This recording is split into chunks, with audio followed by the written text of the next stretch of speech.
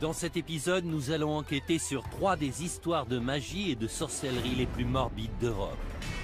Vlad l'Empaleur, Richard III et Attila le Hun sont des figures quasi mythiques. Nous sommes fascinés par les méfaits des empereurs romains et des hordes vikings. Mais c'est facile d'oublier que ces gens et leurs victimes ont réellement existé.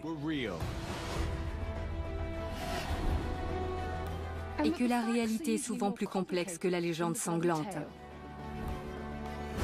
Je m'appelle Joe Crowley, je suis journaliste. Je m'appelle Susanna Lipscomb, je suis historienne. Ensemble, nous allons dévoiler la réalité cachée derrière des personnages et des événements restés tristement célèbres. En revisitant les scènes de crime, c'est bon, affaire classée. Et en explorant de nouvelles pistes, regardez, voilà les preuves.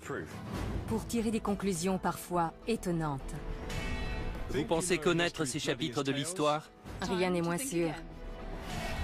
Dans cet épisode, nous allons enquêter sur 3 des histoires de magie et de sorcellerie les plus morbides d'Europe. Quel rôle l'Inquisition espagnole a-t-elle joué dans les accusations de sorcellerie portées contre des milliers de gens? Tout ce que les victimes pouvaient faire, c'était prier et crier. Au cours du XVIIIe siècle, un groupe de voleurs masqués hollandais a-t-il vraiment agi sous la coupe du diable? Les seuls aveux que l'on a ont été obtenus sous la torture. Pourquoi une famille de fossoyeurs a-t-elle été tenue responsable de la propagation d'une maladie mortelle dans la petite ville de Frankenstein? Tout ça a été mis en scène de manière cruelle et macabre.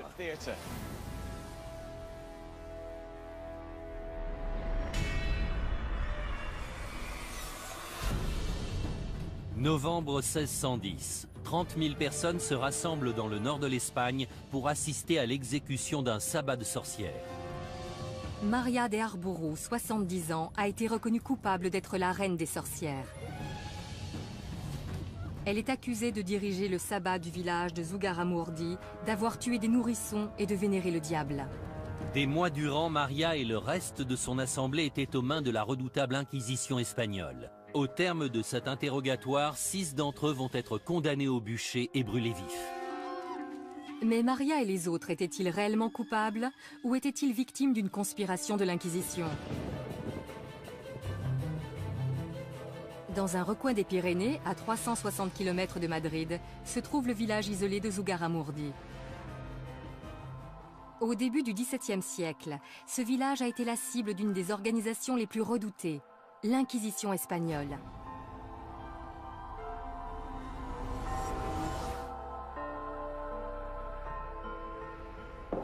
En 1609, l'Inquisition est venue à Zugarramurdi enquêter sur une affaire de sorcellerie dénoncée par les membres du clergé de la région et leurs informateurs. Le village a depuis ouvert un musée entièrement dédié à cette affaire. Les noms des gens qui y étaient mêlés y sont référencés. Parmi eux figure Maria de Arbourou, accusée d'être la reine des sorcières. Instaurée à la fin du XVe siècle, la mission de l'Inquisition était de maintenir la pureté de l'Église et de superviser les Juifs et les musulmans convertis au catholicisme. L'historienne locale, Idoia Mentaberi, a enquêté sur l'affaire de sorcellerie de Zugarramurdi. Que s'est-il passé quand l'Inquisition a débarqué dans le village? Ils sont arrivés vêtus de leurs robes. Il y avait de quoi avoir peur. Ils ont arrêté des femmes, des personnes âgées et même des enfants. Le plus jeune avait 9 ans. Ils ont créé une telle atmosphère de panique et de peur que les villageois ont vite commencé à s'accuser entre eux pour tenter de sauver leur peau.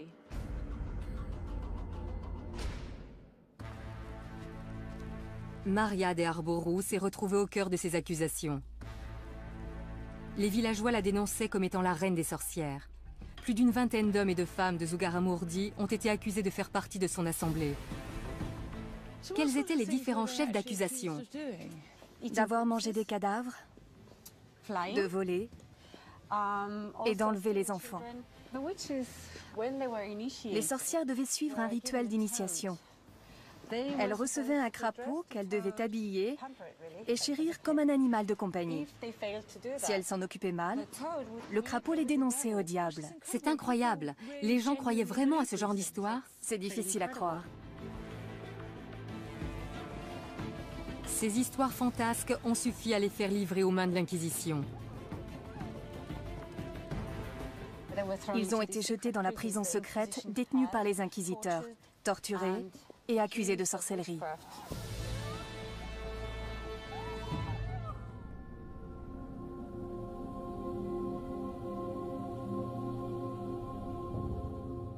Idoia m'a décrit les terribles événements qui se sont tenus ici au XVIIe siècle.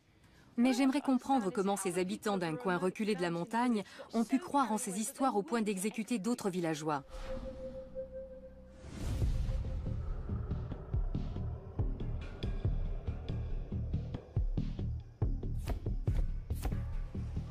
Quand on pense à l'Inquisition, on a souvent en tête des images de prêtres fanatiques vêtus de robes noires et déterminés à exterminer les hérétiques et les sorcières. Bien entendu, l'histoire est rarement aussi simple.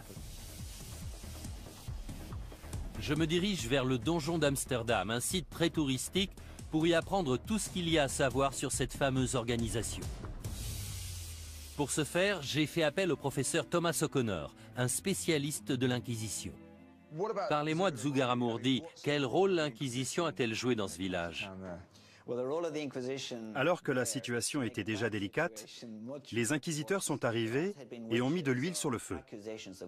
Il y a toujours eu des histoires d'accusations de sorcellerie, mais quand l'Inquisition intervenait, tout avait tendance à s'amplifier. Le nombre de dénonciations se multipliait. Un vent de panique générale se mettait à souffler. Cependant, il est intéressant de savoir que les avis sur la question étaient partagés au sein des inquisiteurs. C'est vrai? 2 d'entre eux avaient une opinion bien tranchée sur la marche à suivre, mais le 3e émettait quelques réserves. L'inquisiteur en question se nommait Alonso de Salazar Frias. C'était un avocat particulièrement cultivé. Il voulait distinguer les faits réels de ce qui relevait de l'imagination de la personne accusée de sorcellerie. Au sein même de l'Inquisition, certains parlaient déjà de pacte avec le diable, d'hérésie et de damnation. Il tenait à prendre assez de recul pour ne pas se laisser embarquer dans l'hystérie collective. Cette frénésie touchait non seulement la commune de Zugarramurdi, mais aussi les inquisiteurs présents lors des événements. À Zugarramurdi, Salazar était l'inquisiteur le moins gradé, mais sa méthode de raisonnement a tout de même eu un impact important. Il avait vu que la commune était prise d'hystérie collective et que ça les poussait à inventer toutes sortes d'histoires. Exactement. Il a introduit les notions de scepticisme et de doute dans le processus de jugement. Il a fait évoluer les poursuites pour sorcellerie en Espagne. Grâce à Salazar, les inquisiteurs étaient encouragés à ne plus se reposer uniquement sur les dires des victimes, mais à trouver des preuves concrètes avant d'emprisonner leurs suspects. Les détails sur le fonctionnement de l'Inquisition espagnole sont fascinants, mais cela ne suffit pas à résoudre l'énigme de Zugarramurdi. La sorcellerie était considérée comme un acte d'hérésie mineur.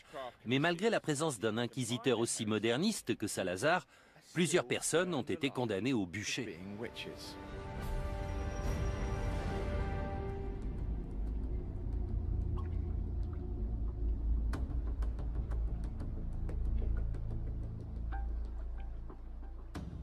Joe a révélé l'impact tragique qu'a eu l'Inquisition espagnole sur le village de Zugarramurdi. De mon côté, j'aimerais savoir ce qui poussait ces villageois à croire que des sorcières vivaient parmi eux. Que s'est-il vraiment passé? Des gens affirmaient qu'une fois la nuit tombée, des sorcières les avaient emmenés de force dans leurs repères. Il me faut plus d'informations. Les gens inventaient-ils ces histoires ou est-ce qu'elles cachent autre chose?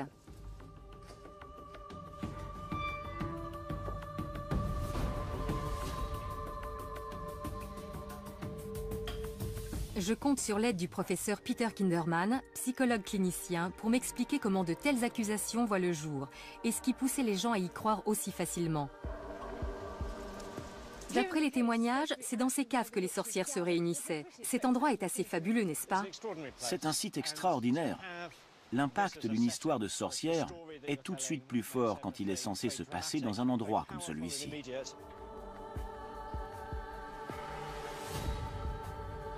Une fois lancée, une rumeur est difficile à stopper. L'histoire nous dit que ces sorcières enlevaient des gens la nuit et les emmenaient dans ces caves où avait lieu leur assemblée. Mais on ne sait pas exactement ce qu'il se passait après. Pour commencer, il faut garder à l'esprit qu'à cette époque, les histoires de sorcières, de démons, de vie après la mort faisaient partie du quotidien des gens. Comme les téléphones, les avions et les armes nucléaires font partie du nôtre aujourd'hui. Les gens expliquaient ce qui leur arrivait à partir des connaissances qu'ils avaient du monde. La peur d'être torturés et brûlés vifs poussait les habitants de Zugarramurdi à émettre de folles accusations sur leurs voisins. Les gens vivaient dans la terreur. Il suffisait qu'un suspect interrogé finisse par avouer en impliquant une ou deux autres personnes pour que les accusations se multiplient. Ce phénomène ne se limitait pas à Zugarramurdi. Dans toute la région, plusieurs villages se sont mis à dénoncer des pratiques de nature satanique. Le cadre idyllique de la montagne s'est alors transformé en un lieu de cauchemar. Certaines personnes parlent d'hystérie collective. Pensez-vous que cela puisse expliquer ce qui s'est passé ici? Le terme d'hystérie collective sous-entend que ces personnes étaient dérangées ou malades. Je ne pense pas que ça a été le cas. De nos jours, accuser quelqu'un de sorcellerie passe pour de la démence. Mais si on appelle les services secrets parce qu'on suspecte son voisin de fabriquer des bombes, cela nous paraît normal. Donc il ne faut pas trop rationaliser les faits. Ces gens ont réagi dans la panique. Les conséquences étaient terribles dans les deux cas. Être possédé par le diable et perdre son âme faisait bien plus peur aux gens qu'on ne peut l'imaginer aujourd'hui. D'un autre côté, l'idée de faire l'objet d'une enquête, puis d'être torturé et brûlé vif en public, n'était pas plus réjouissante. Maria et les autres victimes se trouvaient confrontées à un cruel dilemme. Seule leur foi pouvait les sauver, et elle allait être testée comme jamais. L'enquête menée par l'inquisiteur Alonso de Salazar a abouti à la libération de plusieurs suspects. Mais Salazar ne pouvait tous les sauver. Maria de Arbourou et 5 autres personnes ont été jugées coupables.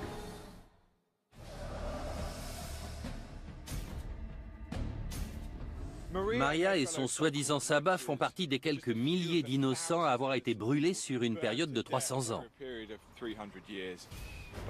Mais comment se passaient ces mises à mort? Et pourquoi étaient-elles aussi barbares?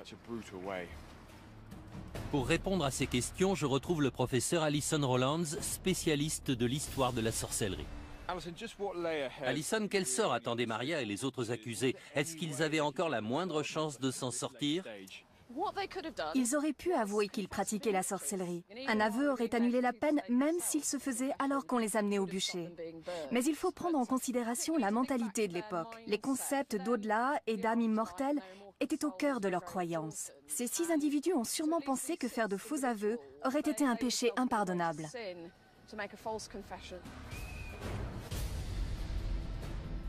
En refusant de choisir la facilité, Maria a définitivement scellé son destin. Elle et ses pairs étaient condamnés à trouver la mort d'une des pires façons imaginables. Pourquoi le bûcher? Pourquoi une mort aussi horrible? On ne pouvait pas les pendre ou les décapiter? Selon certaines croyances religieuses, le feu a le pouvoir de purifier l'âme d'un pécheur. Même si ça peut paraître assez tordu, brûler les personnes accusées de sorcellerie était vu comme une façon de sauver leur âme. J'imagine à quel point ça doit être horrible de voir les flammes se répandre et commencer à brûler. La douleur doit être insoutenable tant qu'on reste conscient. C'était l'une des sentences les plus cruelles. À mon avis, les inquisiteurs pensaient que la menace du bûcher suffirait à convaincre les gens d'avouer. Mais ce n'était pas toujours le cas. Donc ils devaient mettre leurs menaces à exécution. Je ne suis pas sûr de vouloir la réponse à cette question, mais est-ce que ces gens sentaient la mort arriver? Combien de temps se passait-il avant qu'ils ne succombent aux flammes? Malheureusement, il est presque certain qu'ils aient eu le temps de sentir l'odeur du feu et de subir l'atroce douleur causée par les flammes qui se rapprochaient.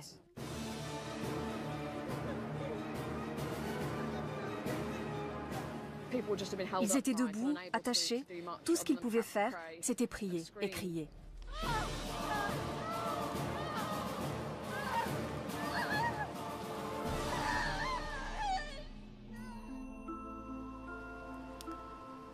Maria et les autres prétendues sorcières ont connu l'une des pires morts imaginables. Et dire qu'ils auraient pu en réchapper s'ils s'étaient repentis de leurs péchés. Cependant, Salazar a enclenché la fin de ces pratiques barbares. Son rapport à l'Inquisition a fait cesser les exécutions pour cause de sorcellerie en Espagne. Triste ironie du sort, les données qu'ils avaient récoltées à Zugarramurdi ont poussé l'Inquisition à gracier les sorcières du village seulement 4 ans après leur mort par le feu. «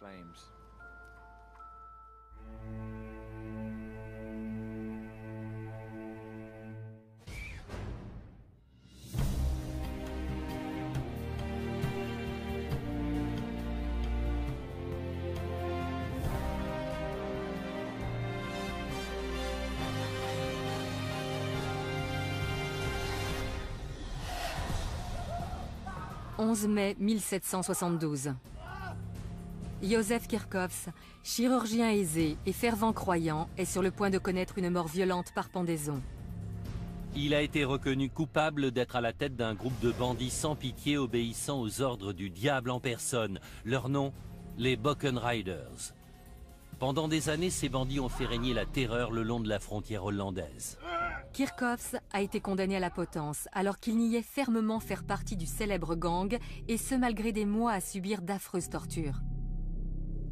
Était-il un génie du grand banditisme ayant toujours mené une double vie, ou était-il réellement innocent ?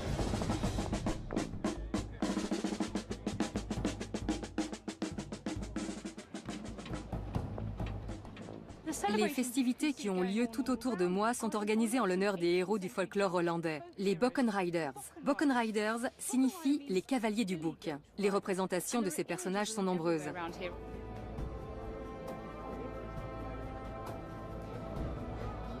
En voilà un Bockenrider. Il chevauche un bouc, une torche à la main, et coiffé d'un chapeau de sorcière alors qu'il s'apprête à fuir sous un ciel rouge sang.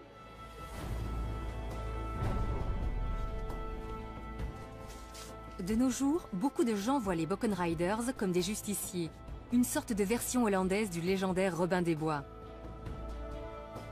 Cependant, les études contemporaines les décrivent comme un violent groupe de voleurs sans foi ni loi qui n'hésitaient pas à prendre pour cible les prêtres et leurs églises. Au centre de ces récits se trouve l'arrestation du médecin local, le docteur Józef Kirchhoffs, en 1771. Il était accusé d'être à la tête de ces opérations. Mais était-il un justicier à la Robin des Bois ou un malfaiteur sous la coupe du diable ?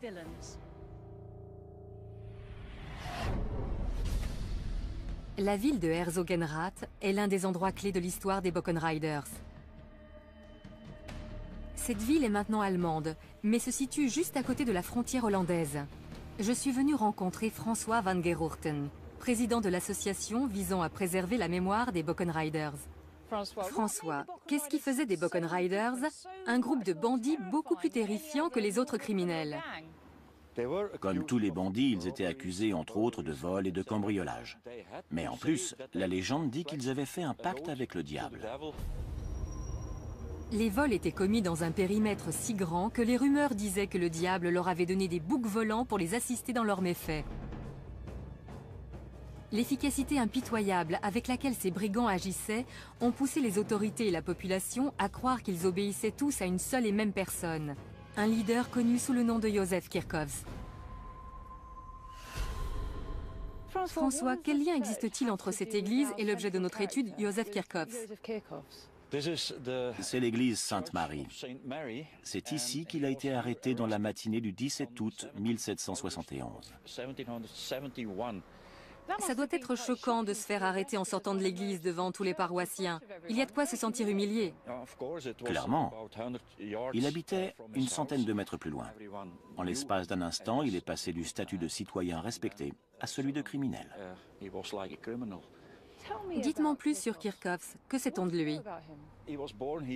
Il est né en 1724.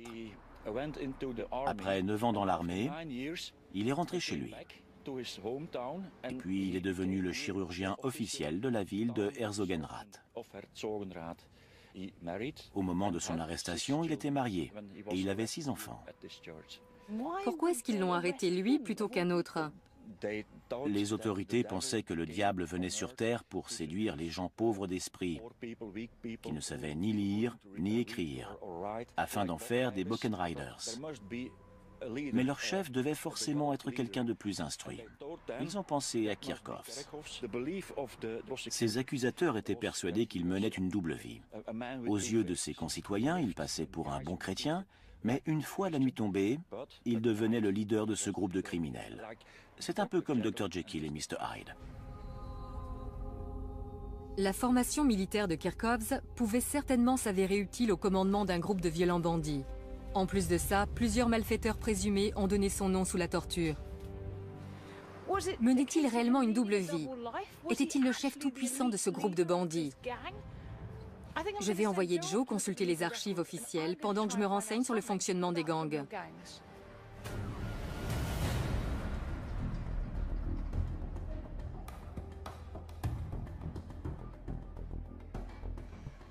L'histoire de Joseph Kirchhoffs et des Boken Riders est empreinte de mythes et de légendes.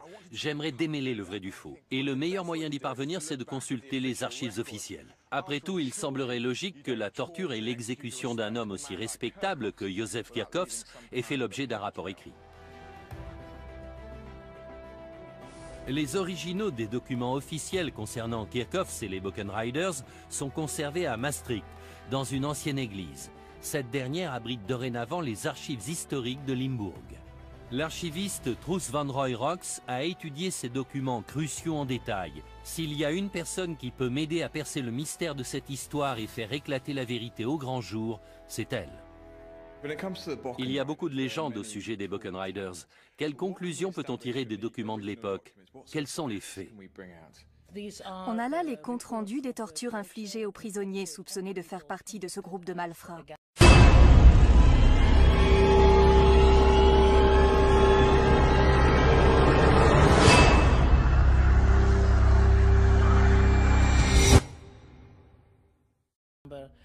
Ils étaient accusés d'entrer par effraction dans les maisons, les églises et les abbayes. Mais le mystère reste entier au sujet de la réelle culpabilité des prétendus Boken Riders. Les seuls aveux que l'on a ont été obtenus sous la torture. C'est assez déroutant. On trouve ici des milliers de documents juridiques et pourtant aucun d'entre eux ne prouve sans équivoque que Kirchhoffs ait été à la tête de ce réseau criminel. Les seules preuves sont de vagues accusations faites sous la torture. Est-ce qu'il y a des documents qui nous parlent un peu de Joseph Kirchhoffs et de son histoire personnelle? On a une description de lui dans une lettre de recommandation. Elle a été écrite en 1752, quand il était encore sergent dans l'armée. Elle dit qu'il était non seulement un chirurgien très talentueux, mais aussi un homme respecté et très croyant. Les gens n'en revenaient pas quand il a été arrêté. Ça semble un peu tiré par les cheveux qu'un homme aussi sympathique et attaché aux valeurs du christianisme se retrouve à la tête d'une cruelle organisation de malfaiteurs. Oui, il n'y avait aucune preuve concrète de sa culpabilité. Il avait seulement été dénoncé par d'autres suspects passés sous la torture. Clairement, la façon dont ces aveux ont été extirpés pose problème. J'aimerais en savoir davantage sur la nature de ces tortures. Le château où elles ont eu lieu existe toujours. On peut aller voir si vous voulez. Je visualiserai mieux. Ça ne fait aucun doute.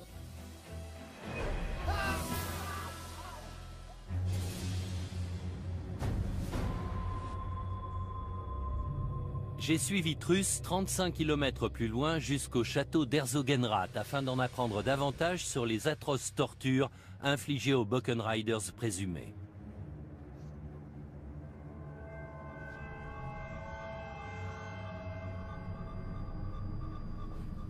Regardez-moi tout ça. Comment ces effrayants outils étaient-ils utilisés? Il commençait avec les poussettes, d'abord sur un pouce, puis sur les deux. Vous parlez des pouces, mais il y a la place d'y mettre la main entière. Même avec une simple pression, on sent que ça peut infliger d'atroces souffrances. Et si ça ne suffisait pas à les faire parler, il passait au brodequin. Comment ça marche? Cette partie se met derrière le mollet. Celle-ci est sur le tibia. La poignée permet de resserrer la vis, ce qui réduit le tibia en miettes. Puis dans un troisième temps, ils attachaient les mains de la victime derrière son dos et le suspendaient à l'estrapade. Par les mains? Oui, et les pieds ne touchaient pas le sol. Le poids du corps tout entier tirait sur les mains. Mais c'est possible, les bras doivent immédiatement se casser, non? Oui. Ils se cassent. Les organes éclatent et les épaules se disloquent. C'est le corps tout entier qui se retrouve réduit en bouillie. Certains rapports disent qu'au bout de seulement 5 minutes, les victimes criaient « Détachez-moi, je vais parler, je vais tout avouer, je n'en peux plus ».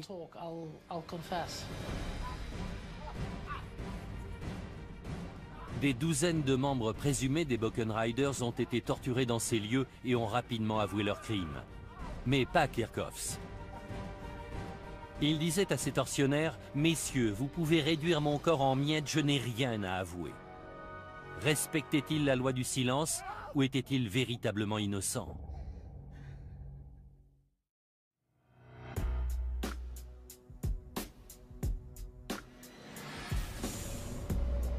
Józef Kirchhoffs n'a jamais avoué malgré les horribles tortures qu'on lui a fait subir. Aurait-il réussi à tenir sa langue jusqu'au bout s'il avait été coupable? Pour le savoir, je vais discuter avec Graham Johnson. Depuis plus de 10 ans, il enquête sur les barons du crime et les gangs sévissant actuellement. Les gangsters connaissent-ils l'identité de leur chef? Pas toujours. Les petites mains, ceux qui les recrutent et tous ceux qui occupent des postes secondaires ne savent pas forcément pour qui ils travaillent.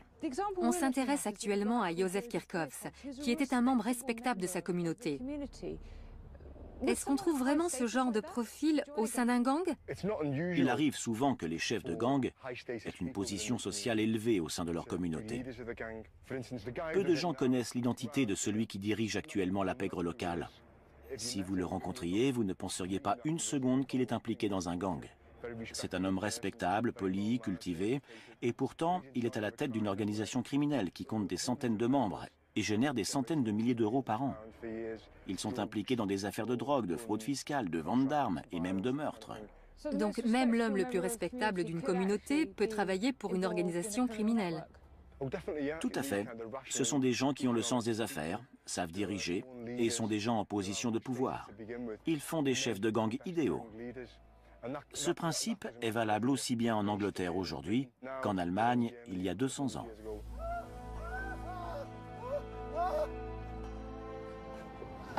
Quand je suis arrivée à Deptford, j'étais persuadée qu'un père de famille très croyant comme Józef Kirchhoffs ne pouvait en aucun cas être à la tête des Buchan Riders. Pourtant, les gangs d'aujourd'hui opèrent au sein de leur communauté dans le plus grand secret.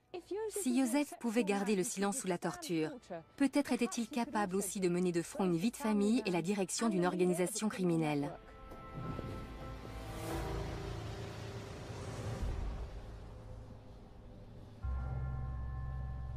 Malgré l'absence de preuves tangibles à l'encontre de Kirchhoffs, les juges étaient convaincus de sa culpabilité. Après des mois de torture, le verdict est finalement tombé. Il a été condamné à mort. Sa sentence a été prononcée oralement dans cette pièce. Juste ici. Ici même, oui. C'est vrai? Il a été condamné à la pendaison pour 9 cambriolages. C'est tout ce qu'ils ont trouvé à lui reprocher après toutes ces tortures. 9 cambriolages sur une période de 9 ans. Rien à voir avec le casier judiciaire d'un baron du crime. Est-ce qu'on sait comment s'est déroulée l'exécution? Oui, on a le compte-rendu détaillé. Je vous le lis. Ils ont alors conduit Kirchhoffs sur la place publique où la potence avait été érigée. À 11 h du matin, le bourreau lui a passé la corde autour du cou. D'une voix tremblotante, il a crié « Jésus, j'ai vécu pour toi, je meurs pour toi ».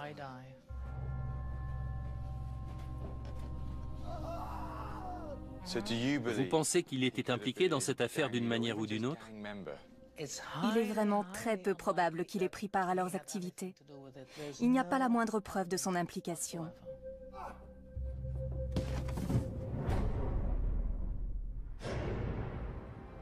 Kirchhoffs n'a pas été la seule victime. Plus de 350 Buchan Riders présumés, hommes et femmes confondus, ont été pendus, laissés pour morts sur la roue ou brûlés vifs. La torture est au cœur de cette légende sanglante. Le problème majeur face à cette pratique, c'est qu'on n'a aucun moyen de vérifier la véracité des aveux. Bon nombre de personnes victimes de telles souffrances finiraient par cracher le morceau, qu'ils soient réellement coupables ou pas. Le plus fascinant, c'est que Kirchhoffs n'a jamais avoué. Même si Suzy a des arguments valables pour le suspecter d'avoir été à la tête des Buchan Riders, je n'arrive pas à y croire.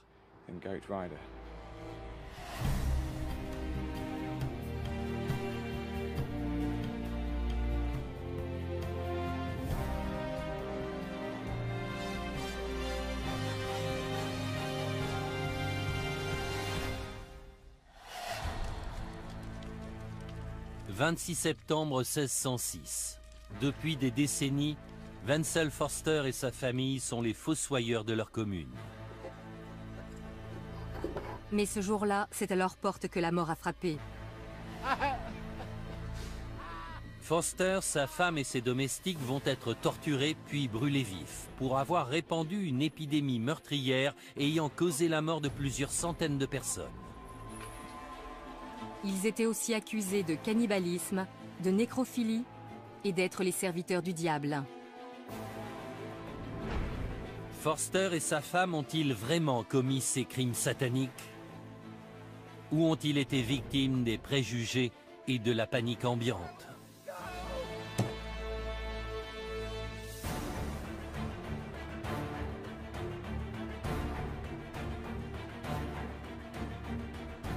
J'ai fait le voyage en Europe centrale pour en apprendre davantage sur la terrible légende de Forster. Voici la ville de Żabkowice-Cieślawski, située au sud de la Pologne. Depuis des siècles, elle est le nœud commercial de cette zone rurale. Ce n'est pas le genre de ville qu'on s'attend à voir faire la une des journaux. Pourtant, en 1606, cette magnifique feuille d'information illustrée a été publiée à son sujet. Cet ancêtre des journaux d'aujourd'hui raconte l'histoire qui a fait connaître cette petite ville. Mais à l'époque, Żabkowice portait un autre nom. Elle s'appelait Frankenstein. C'est en 1818 que Mary Shelley a écrit son célèbre roman gothique racontant la vie de Victor Frankenstein et du monstre qu'il avait assemblé à partir de morceaux de corps humain. 200 ans plus tôt, la ville de Frankenstein a été au centre d'une autre histoire à en glacer le sang, quand des centaines de ses habitants ont été victimes de la peste. Le bulletin illustré ne parle pas seulement des victimes, mais aussi des gens supposés être à l'origine de cette épidémie. La propagation de l'épidémie a été entièrement reprochée à une famille de fossoyeurs qui s'occupait du cimetière de la ville. Ce récit relate une incroyable histoire d'empoisonnement, de vol et de magie noire.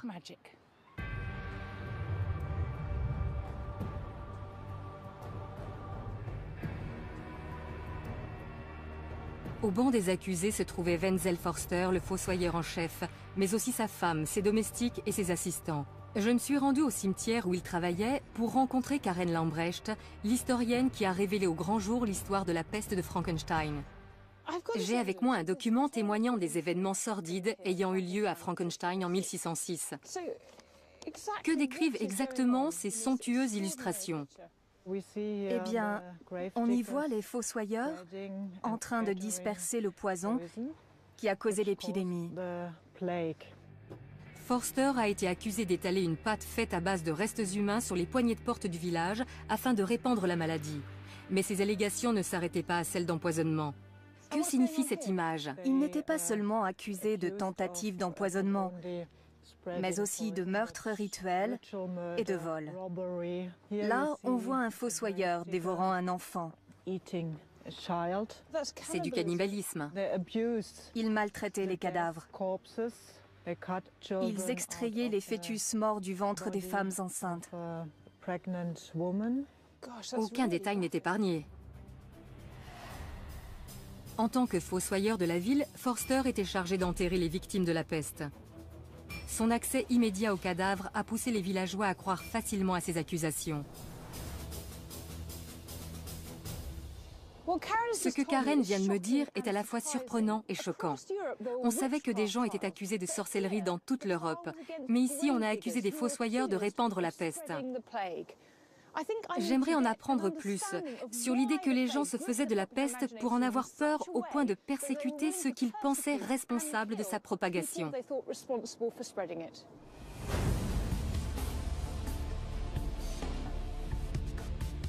Je suis à Londres où 100 000 personnes sont mortes de la peste 60 ans après l'épidémie de Frankenstein. Je retrouve le professeur Robert Jout, un historien médical, à l'église Saint-Bride où reposent des centaines de victimes de la peste. Robert, pouvez-vous m'en dire un peu plus sur la peste? Sait-on combien de victimes elle a fait à Frankenstein? D'après les rapports de l'époque, il y a eu environ 1500 décès. C'est un chiffre assez élevé. Un quart de la population a trouvé la mort en l'espace d'1 ou 2 semaines. La mort était fulgurante. Et elle frappait sans prévenir, n'est-ce pas? C'est ça. Dans certains cas, les gens se levaient le matin comme si de rien n'était, puis mouraient dans la journée. C'est une mort aussi terrible que soudaine. Les gens en étaient terrifiés. Dans ces conditions, les victimes ne pensaient pas s'être assez préparées au jugement dernier. Ça les effrayait plus que tout. Quand la peste frappait, les églises débordaient de demandes d'inhumation. Il était impossible d'enterrer tout le monde convenablement. Regardez ça.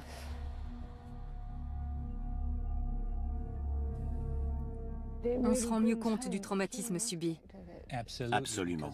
La plus grande peur des gens était de ne pas être enterrés individuellement et de finir dans une fosse commune.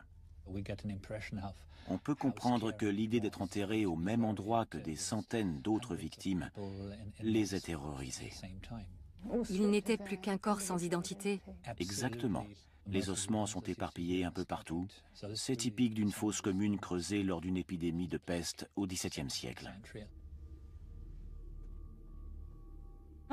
En voyant tout ça, je comprends un peu mieux pourquoi les habitants de Frankenstein étaient aussi terrifiés par la peste au XVIIe siècle. Ce genre de perspective peut facilement pousser les gens à s'en prendre aux potentiels responsables du désastre. Mary Shelley a rendu le nom de Frankenstein mondialement connu. Mais les événements qui ont eu lieu dans la ville auraient aussi pu suffire à inscrire ce nom au panthéon de l'horreur.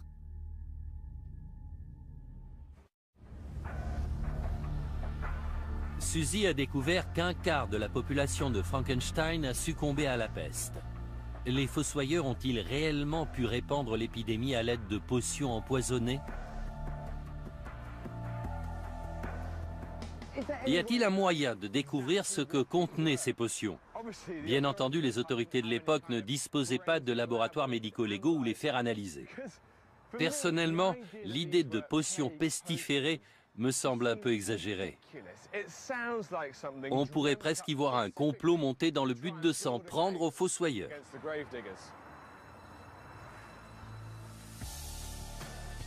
Les voisins de Forster étaient persuadés qu'au lieu d'enterrer les morts, ils se servaient de leurs cadavres pour concocter une potion donnant la peste. C'est génial ici. Je vais m'entretenir avec le chercheur Jürgen Mischke pour découvrir ce que fabriquaient les Forster. Jürgen, l'idée qu'on puisse concocter une potion à partir de restes humains me semble loufoque. Comment en est-on arrivé là? Je vais peut-être vous surprendre, mais les médicaments à base de restes humains étaient monnaie courante du XVIe au XVIIIe siècle.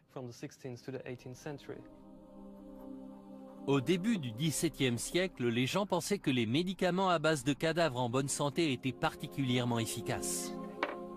Et en plus de soigner les maladies, ces remèdes étaient censés donner l'énergie du mort aux patients. Quelle partie du corps était utilisée? D'après les documents scientifiques de l'époque, 24 parties du corps peuvent être récupérées pour en faire des remèdes. La graisse, la peau, le crâne et les os en font partie.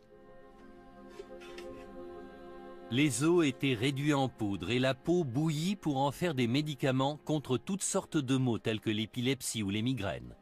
Forster était-il le fournisseur de Frankenstein? D'où provenaient les cadavres? Il fallait aller voir le bourreau. Il avait tous les droits sur le cadavre des gens qu'il exécutait. C'était la seule façon de se procurer un corps jeune et sain. C'était un revenu complémentaire non négligeable pour les bourreaux. Il est possible que certains fossoyeurs aient voulu en profiter aussi. Est-ce que ces potions pouvaient aussi servir à répandre une maladie? Les autorités avaient interdit tout remède fait à partir du corps d'un malade ou d'une personne âgée parce qu'ils savaient que c'était plus risqué. Mais les fossoyeurs ont peut-être transgressé cette règle sans savoir que cela représentait un réel danger pour les patients. Quand on se fournit illégalement chez un fossoyeur, il y a forcément plus de risques. C'est fou de penser qu'on se soignait avec des restes humains. Si on y réfléchit un peu, le but est d'aider quelqu'un à survivre grâce au corps de quelqu'un qui est déjà mort. Les transfusions sanguines et les transplantations d'organes suivent aussi cette logique. C'est fascinant. Moi qui pensais que cette histoire avait été fabriquée de toutes pièces pour se débarrasser des fossoyeurs, et finalement j'apprends que la médecine actuelle fait appel aux mêmes méthodes. Officiellement, les fossoyeurs ne devaient pas être autorisés à fabriquer ce genre de remède. Mais cette éventualité ne semble plus aussi extravagante qu'avant. De plus, la fabrication de remèdes de cette nature faisait clairement d'eux les coupables idéaux.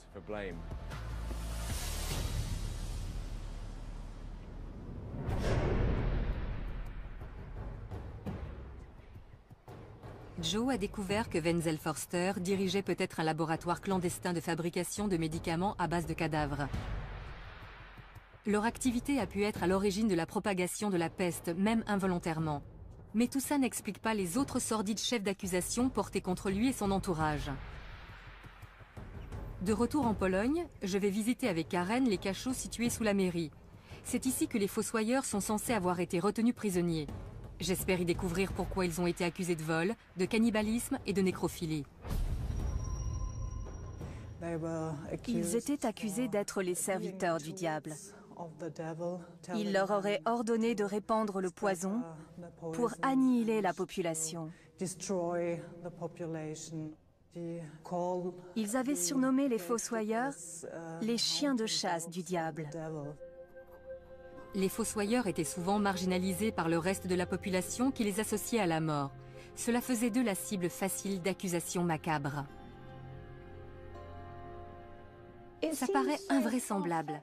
Qu'est-ce qui poussait les gens à croire que les fossoyeurs étaient capables de telles horreurs? Comme ils vivaient dans un climat de terreur, les villageois étaient à cran. Les autorités locales se devaient d'agir.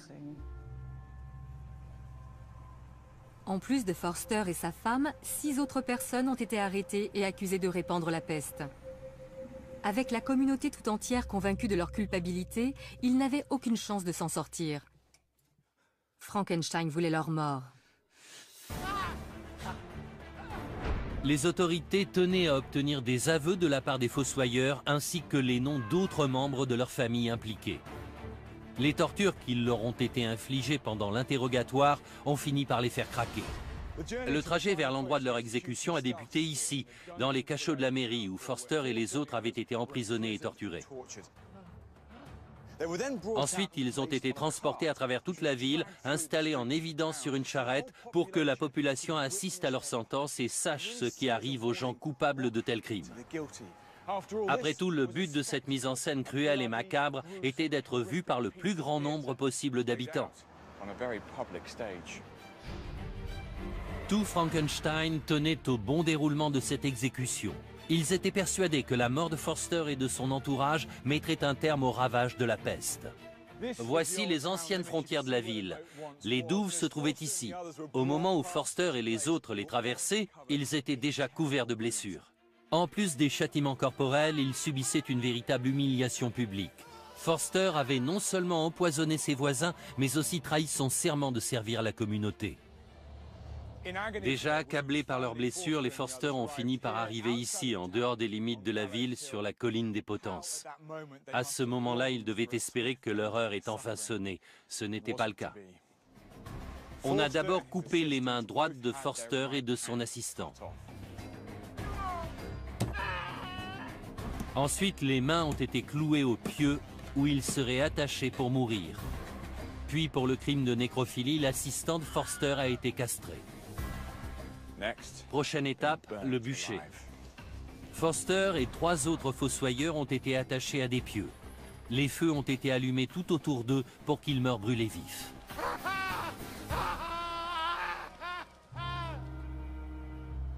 Pendant les 11 années qui ont suivi, d'autres familles de fossoyeurs ont été arrêtées, jugées et exécutées. Parmi eux, un garçon de seulement 14 ans a été décapité. La terreur se trouve au cœur de cette affaire. Face à la peur, les hommes sont capables d'actes terribles. Les fossoyeurs sont devenus leur bouc émissaire. Ils avaient peut-être bel et bien utilisé des cadavres pour faire des potions. Ils ont peut-être même involontairement propagé l'épidémie. Mais ce genre de remède était courant à l'époque. Beaucoup de gens les utilisaient dans l'espoir de guérir. Les habitants de Frankenstein ont fait preuve d'une hypocrisie presque barbare en se retournant contre les fossoyeurs. Leur sentence a été irrévocable.